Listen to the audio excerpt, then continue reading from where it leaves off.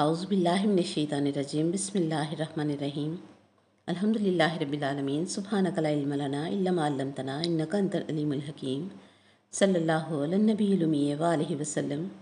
السلام علیکم ورحمۃ اللہ وبرکاتہ۔ جی جناب، کیسے ہیں آپ سب؟ مولا امیر المومنین علی ابن ابی طالب علیہ السلام کی شہادت کے پردرد دن چل رہے ہیں کہ مولا علی علیہ السلام کا تعلق پورے قرآن سے ہے، پورے دین سے ہے، کہ نبی صلی اللہ علیہ وسلم نے بیان فرمایا ہے کہ میرا اور علی کا قرآن کے ساتھ رشتہ اسم اور مسمہ کا ہے، جیسے نام اور صاحب نام کا رشتہ ہوتا ہے، اور قرآن میں اور نبی صلی اللہ علیہ وسلم میں اسم و مسمہ کا رشتہ ہے۔ قرآن اسم کی منزل پر ہے اور مصطفیٰ کریم صلی اللہ علیہ وسلم اور مولا علی مرتضیٰ علیہ السلام مسمہ کی منزل پر ہیں۔ قرآن کا اصل وجود یہ ہے۔ نبی صلی اللہ علیہ وسلم پر لوگوں نے دنیا میں قرآن کے نزول پر جھگڑا کیا کہ یہ نازل نہیں ہوا ہے، آپ خود سے لکھتے ہیں، اور مرتضیٰ علیہ السلام سے قرآن کی تعویل پر لوگوں نے جھگڑا کیا۔ یاد رکھیں، کاغذ پر لکھا ہوا قرآن بندے کو کافی ہو یا نہ ہو، لیکن مصطفیٰ کریم صلی اللہ علیہ وسلم اور باب العلم مرتضیٰ علیہ السلام اگر آپ کے پاس ہیں تو کافی ہیں۔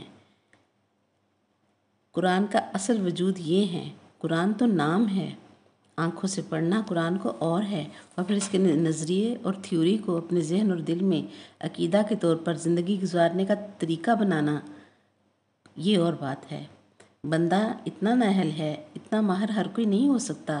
بندہ اس کتاب کے اسرار و رموز سے واقف ہونا بندہ بننے کے لیے ناممکن ہے، تو پھر ایسا استاد جو اس کتاب کو کھول کر پی چکا ہو، پوری طرح بیان کر چکا ہو، بار بار پڑھا چکا ہو، اس کے دامن سے لگو کہ کتاب کافی ہو نہ ہو، استاد کے دامن کو تھام لو تو استاد کافی ہو جاتا ہے۔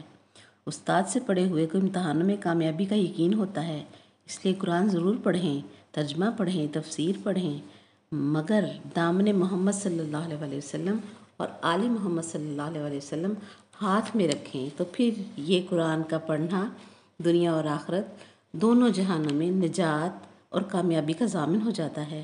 معلوم ہوا القرآن مع علی و علی مع القرآن کا فرمان امت کو عطا کرنے والے آپ کے اور میرے آقا و مولا جناب محمد رسول اللہ صلی اللہ علیہ وسلم نے پوری تفصیل سمجھا دی کہ جو کچھ پورے قرآن میں ہے وہ سارے کا سارا سورہ فاتحہ میں ہے، اور جو کچھ سورہ حمد میں ہے وہ سارے کا سارا بسم اللہ میں ہے، اور جو کچھ بسم اللہ میں ہے وہ نقطۂ بائے بسم اللہ میں ہے۔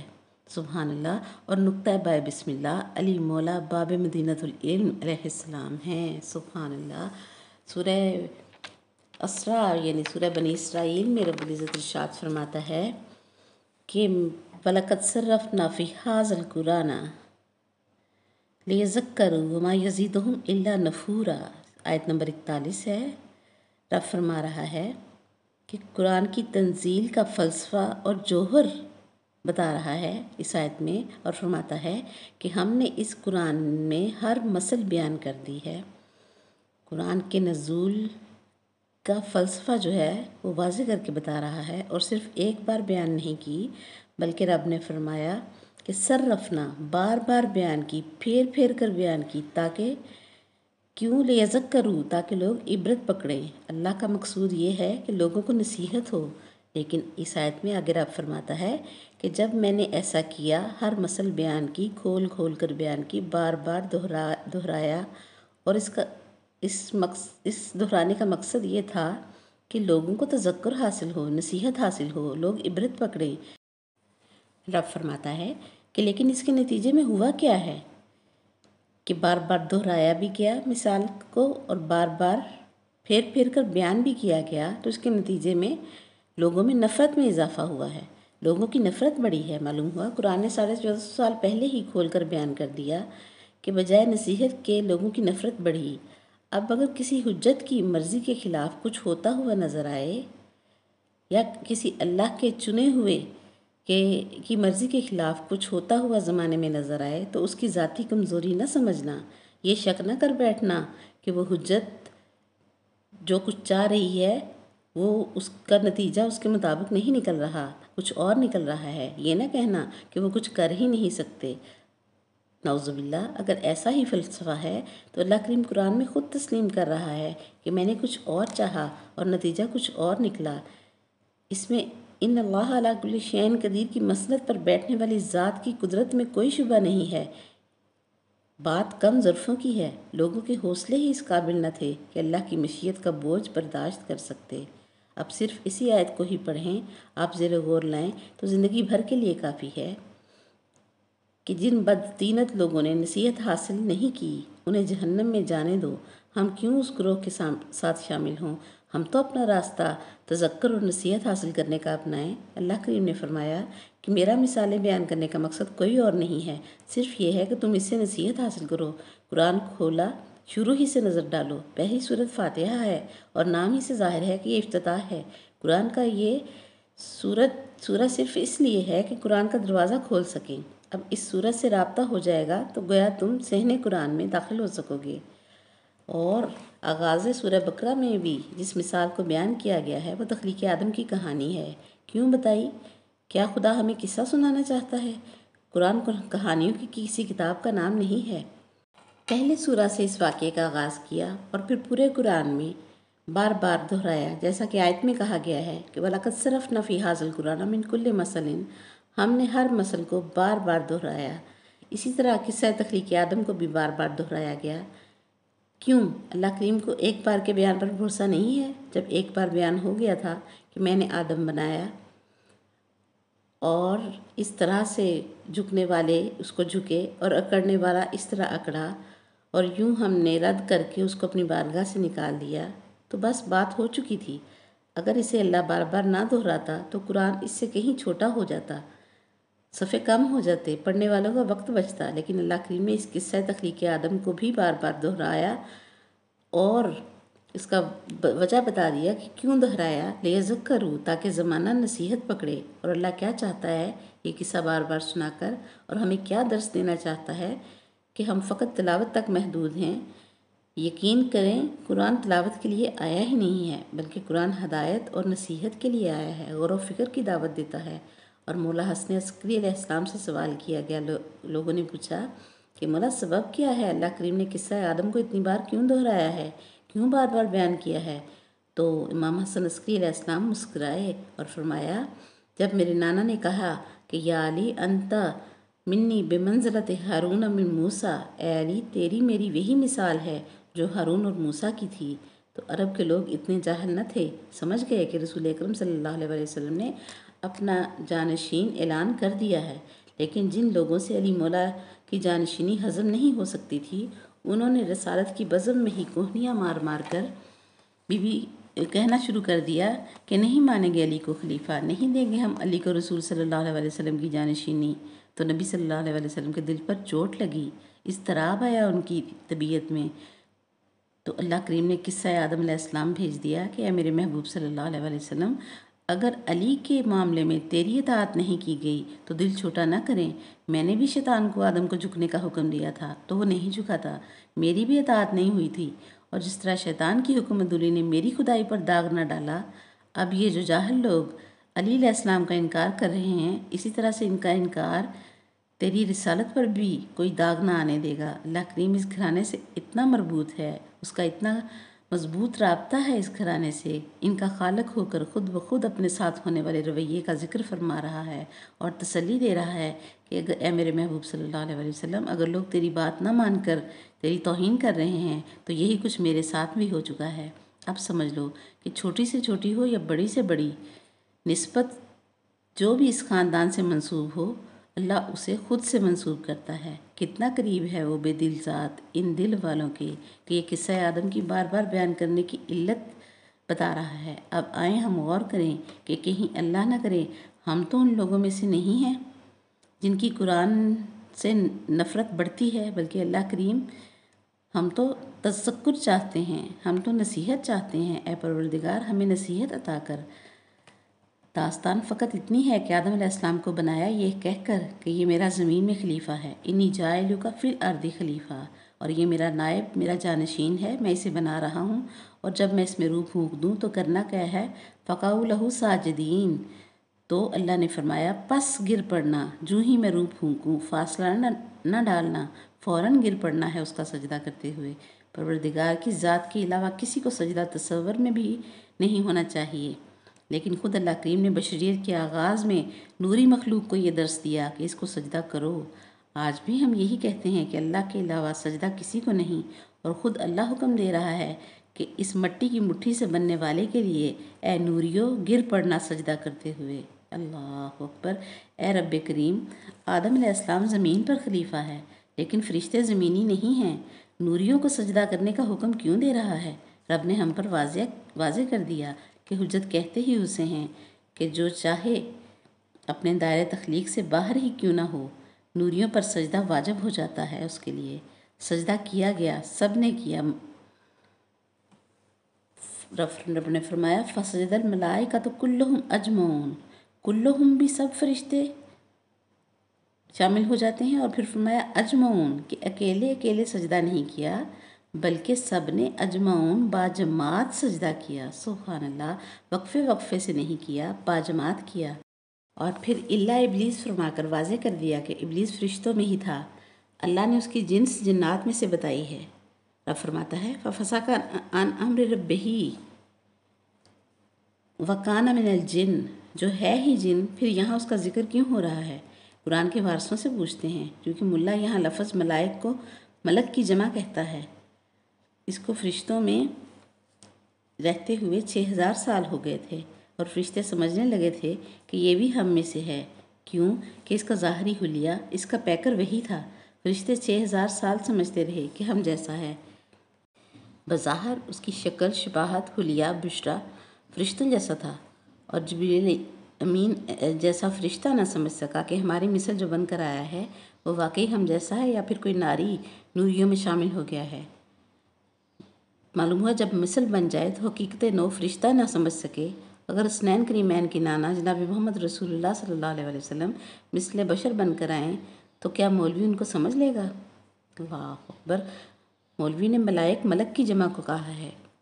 قرآن کے وارث امام جعفر صادق علیہ السلام سے پوچھا گیا کہ ملائک کیا ہیں، تو انہوں نے فرمایا ملائک ملک کی جمع نہیں ہیں، ملاک کی جمع ہیں، اور کسی بھی عربی لغت میں آپ ملاک کا مطلب دیکھیں تو اس کا مطلب ہے طاقت، اور اللہ کریم نے ملائکہ فرما کر یہ واضح کر دیا کہ تمام طاقتیں میرے نائب کو جھکیں سوائے ناری طاقت کے۔ یہی وجہ تھی کہ اللہ کی مشیت کا یہ پہلا تجربہ تھا، اسی لیے جزو کی گنجائش رکھی۔ رب نے فرمایا انی جاعل فی الارض خلیفہ، یہ پہلی نیابت جو میں دے رہا ہوں ساری کائنات کے لیے نہیں ہے، صرف زمین پر اپنا نائب بنا کر اس کو آزمانا چاہتا ہوں کہ کون سی طاقت اسے جھکتی ہے اور کون سی طاقت نہیں جھکتی۔ ساری طاقتیں آدم علیہ السلام کو جھکی سوائے ناری طاقت کے، یعنی آگ نے آدم علیہ السلام کے سامنے جھکنے سے انکار کر دیا۔ اللہ کریم نے کہا کوئی بات نہیں، یہ جزوی خلیفہ تھا، صرف زمین پر خلیفہ ہے، ابھی میں نے ایسا نائب بنانا ہے جو عالمین پر خلیفہ ہوگا۔ اللہ اکبر۔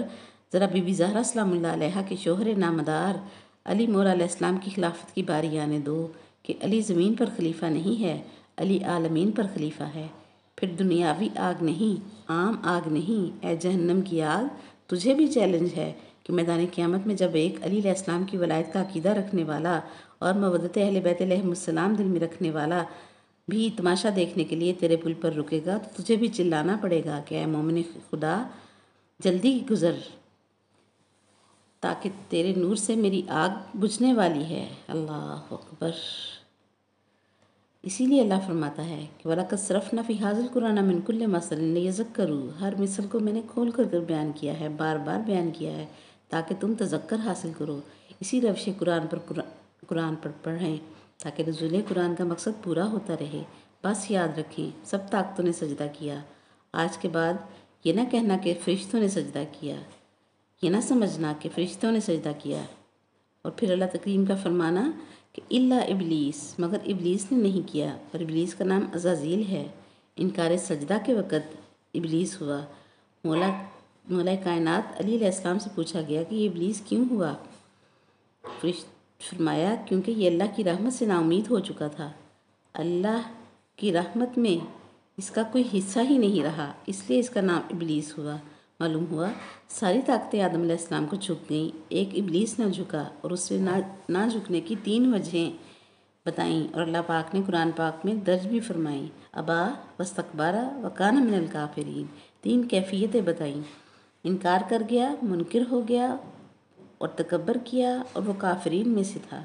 قرآن کی آیت ہے، کسی کی بیان کی ہوئی روایت نہیں ہے، اس لیے غور و فکر کریں، تفکر کریں کہ اللہ کی کتاب میں سب حق ہے۔ سبحان اللہ۔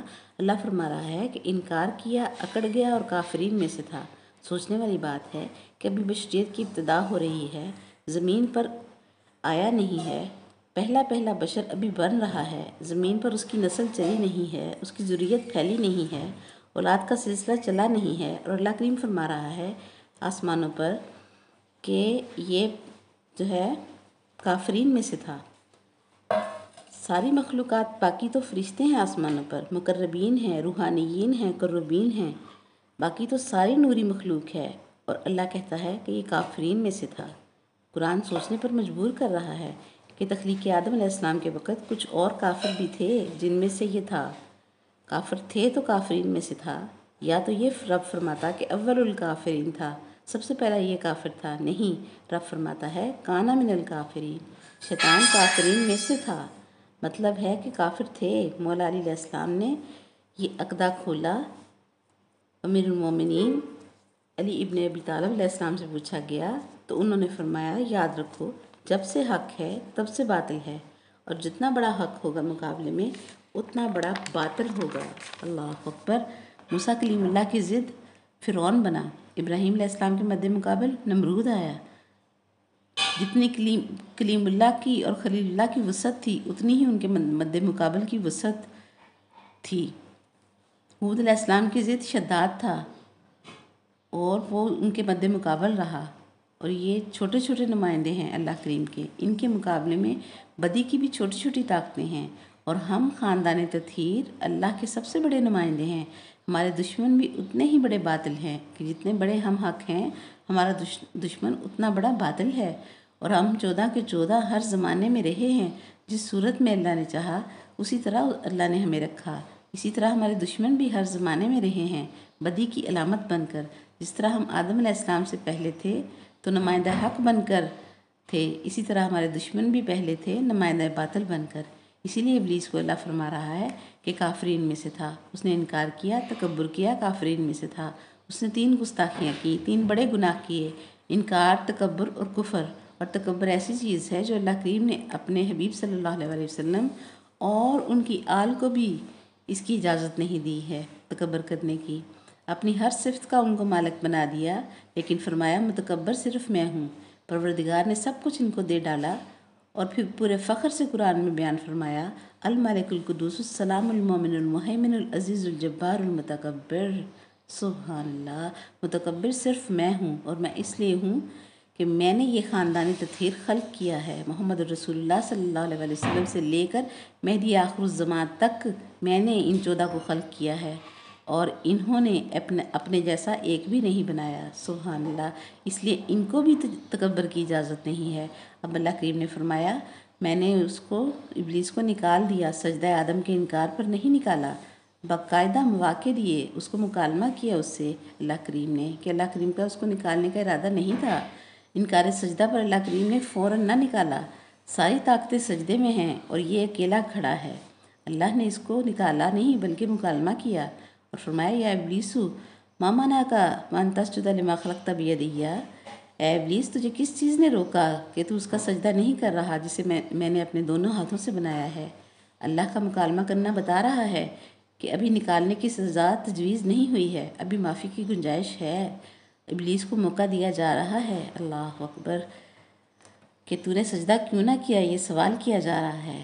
تو وہ آگے سے بولا، انا خیر منہ، اپنی عقل سے سوچ کر جواب دیا، خلقتنی من نار وخلقتہ من طین، میں نار سے، روشنی سے بنا ہوں، اور یہ مٹی سے بنا ہے جس میں کثافت ہے۔ اس کمبخت کو پتہ نہ تھا کہ مٹی کی ملکیت کا رشتہ کس سے ہے۔ اس نے عقل دوڑائی اور مار کھا گیا۔ رب نے پھر فرمایا کہ تو نار کو خاک سے افضل سمجھ رہا ہے۔ یاد رکھ، آگ میں خیانت ہے، خاک میں امانت ہے۔ فرمایا، آگ کے سپرد جو چیز کرو چند لمحوں بعد دیکھو سوائے راکھ کے کچھ نہیں ملتا، اور خاک کی صفت ہے کہ ایک دانہ دو تو 10 واپس کرتی ہے۔ جب تراب ایک دانے کے بدلے 10 گنا کر کے عطا کرتی ہے تو ملا سوچے تو صحیح کہ ابو تراب کیا کیا نہ عطا کرتے ہوں گے۔ سبحان اللہ۔ اسی لیے اللہ کریم نے بار بار بیان کیا کہ ہم تذکر حاصل کریں۔ اب اللہ کریم نے بھی امتحاناً ابلیس کو نکالنے کا حکم دیا کہ فاخرج منہا فإنک رجیم، تو رجیم ہے، اور رجیم کا محفل رحیم میں کوئی کام نہیں ہوتا۔ اس کے بعد بھی شاید اس کو موقع مل جاتا۔ اس کو اللہ کریم نے بتایا کہ کب اس کی قسمت اور مقدر کا دروازہ مکمل طور پر بند ہوا۔ وہ موقع یہی تھا کہ رب نے فخرج کہا اور یہ نکل پڑا۔ چپ چاپ چلا جاتا، شاید کبھی اللہ کو رحم آ جاتا، لیکن سورہ اعراف میں اللہ نے بیان کیا کہ جاتے جاتے مڑا اور واپس آ کر کہا کہ اس آدم کی وجہ سے تو نے مجھے بے عزت کر کے نکالا ہے، میں اس کی اولاد کے ساتھ کیا کروں گا؟ میں اسے بہکاؤں گا، پھسلاؤں گا، بھٹکاؤں گا۔ یہاں بھی معافی کا امکان تھا، لیکن جب اس نے کہا لَأَقْعُدَنَّ لَهُمْ صِرَاطَكَ الْمُسْتَقِيمَ، جو راستہ صراط مستقیم کی طرف جاتا ہے میں وہاں بیٹھ جاؤں گا، کسی کو صراط مستقیم تک نہیں جانے دوں گا۔ اللہ اکبر۔ اور خوشبو قرآن کے سامعین اچھی طرح سے جانتے ہیں کہ قرآن میں صراط مستقیم مولا علی علیہ السلام کا لقب ہے، اور مہر ثبت ہو گئی کہ صراط مستقیم علی مولا ابن ابی طالب کا لقب ہے۔ تو یہ جب اس نے صراط مستقیم سے روکنے کا دعویٰ کیا تو پھر مستقل طور پر یہ لعنتی ہو گیا۔ معلوم ہوا یہ آدم علیہ السلام کا دشمن نہ تھا، یہ ولایت علی علیہ السلام کا دشمن تھا، علی مولا کی دوستی اور مودت کا دشمن تھا، اسی لیے راندہ درگاہ ہو گیا۔ اگر یہ صراط مستقیم سے دشمنی نہ کرتا تو شاید اسے یہ دن دیکھنا نہ پڑتا۔ پروردگار کے فیصلے پر کون ہے جو سوال اٹھائے؟ یہ اختیارات کی بھی حدود ہوتی ہیں۔ اللہ کریم نے فرمایا تھا انی جاعل فی الارض خلیفہ، آدم کو میں زمین پر خلیفہ بناؤں گا۔ ہاں، اگر آدم زمین پر ہوتے اور شیطان نہ جھکتا تو اللہ کریم بادشاہ ہے، سزا ٹھیک تھی۔ فرشتوں پر بھی آدم علیہ السلام حجت نہیں ہیں، ملکوتیوں پر آدم علیہ السلام حجت نہیں ہیں، بشریت پر حجت ہیں۔ اور حجت کی تعریف یہ ہے کہ اللہ کریم کی وہ حجت وہ ہوتا ہے کہ جو یہ نہ کہے کہ میں کچھ نہیں جانتا۔ رب کے علم غیب سے اسے سب کچھ اللہ کریم عطا کر چکا ہوتا ہے، اور حجت ہر سوال کے جواب جو ہے وہ بندوں کو دے سکتی ہے۔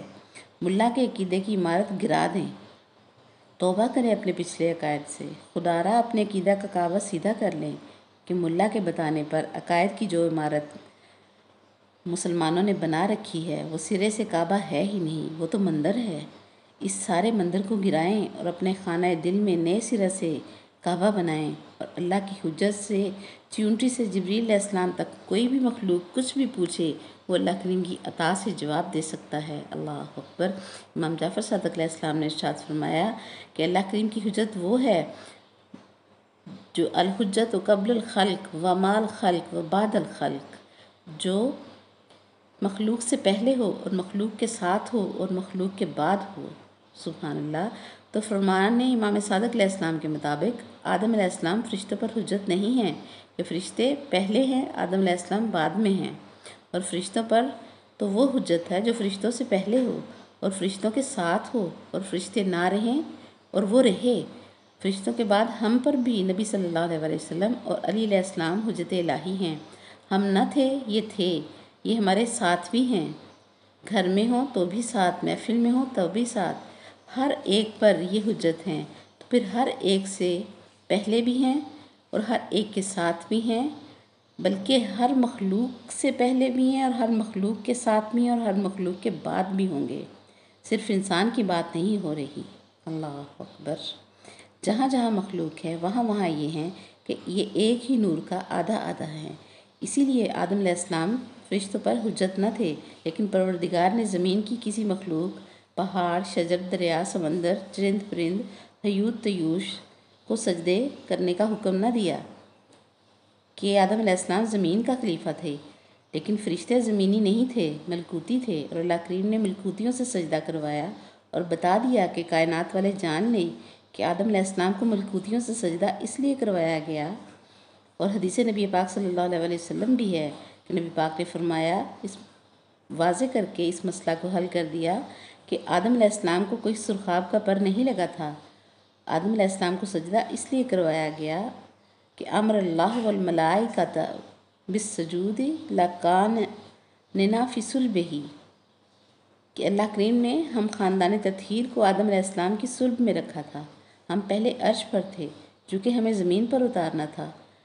ذریعہ بنایا آدم علیہ السلام کو، ہمیں صلب آدم علیہ السلام میں چھپایا اور پھر سجدے کا حکم دے دیا۔ در حقیقت وہ سجدہ ہم خاندان تطہیر کا تھا۔ آدم علیہ السلام اس وقت قبلہ تھا اور مسجود ہم 14 کے 14 تھے۔ جیسے آج بھی ہم جھکتے کعبے کے ہیں اور سجدہ ہم اللہ کا کر رہے ہوتے ہیں، وہ جھکے آدم علیہ السلام کو تھے اور سجدہ خاندان تطہیر کو ہوا تھا۔ پہلے محمد صلی اللہ علیہ وسلم سے لے کر مہدی آخر الزماں تک مسجود ملائکہ ہوئے۔ آدم علیہ السلام قبلہ کی صورت تھے اور روح سجدہ یہ 14 کے 14 تھے۔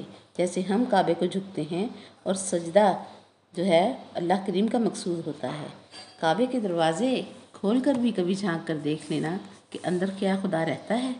اللہ اکبر! اس لیے اللہ کریم نے اس قصہ آدم کو بار بار دہرایا، لیذکروا، اور بار بار ارشاد فرمایا تاکہ تم نصیحت پکڑو، تاکہ انسانیت تذکر پکڑے۔ اور اب آدم کا جاہل بیٹا ملا جو محمد صلی اللہ علیہ وسلم اور آل محمد صلی اللہ علیہ وسلم کی مودت کا قائل نہیں ہے، ان کی نسبت کو شرک کہتا ہے، ان سے مدد مانگنے کو کفر کہتا ہے، وہ دیکھ لے اور سمجھ لے کہ ہم نے آدم علیہ السلام کی صلب میں ان کو رکھ کر خدائی کو جھکا دیا ہے۔ اللہ اکبر! کعبہ کو بیت اللہ کریم کہلاتا رہا، لیکن قبلہ اس وقت تک نہیں بنایا جب تک کعبے میں علی مولا علیہ السلام کا ظہور نہ ہو گیا۔ کل روح آدم تھے نبی صلی اللہ علیہ وسلم اور علی علیہ السلام، آج روح قبلہ ہیں علی مولا علیہ السلام۔ جب آغاز قبلہ سے لے کر انجام قبلہ تک روح علی ہی علی نظر آ رہا ہے، تو کلمہ، اذان اور نماز علی علیہ السلام کے بغیر کیا ہو سکتے ہیں، خود ہی سمجھ لیں۔ اب اس منزل پر جو بندہ اپنے اندر کنارہ کشی محسوس کرے علی علیہ السلام سے اور اس خاندان سے مودت سے منہ موڑ لے، تو پھر اس کے لیے آیت کا اگلا حصہ ہے کہ وَمَا يَزِيدُهُمْ إِلَّا نَفُورًا، ہم نے تو ان کو نصیحت کرنا چاہی تھی لیکن یہ نفرت میں بڑھ گئے۔ الیاذ باللہ! رب العزت ہمیں اپنی پناہوں میں رکھے اور ہمیں سمجھنے کی توفیق عطا فرمائے۔ وآخر دعوانا ان الحمدللہ رب العالمین۔ سبحانک اللہم و بحمدک، ونشہد ان لا الہ الا انت، نستغفرک ونتوب الیک۔ السلام علیکم ورحمۃ اللہ وبرکاتہ۔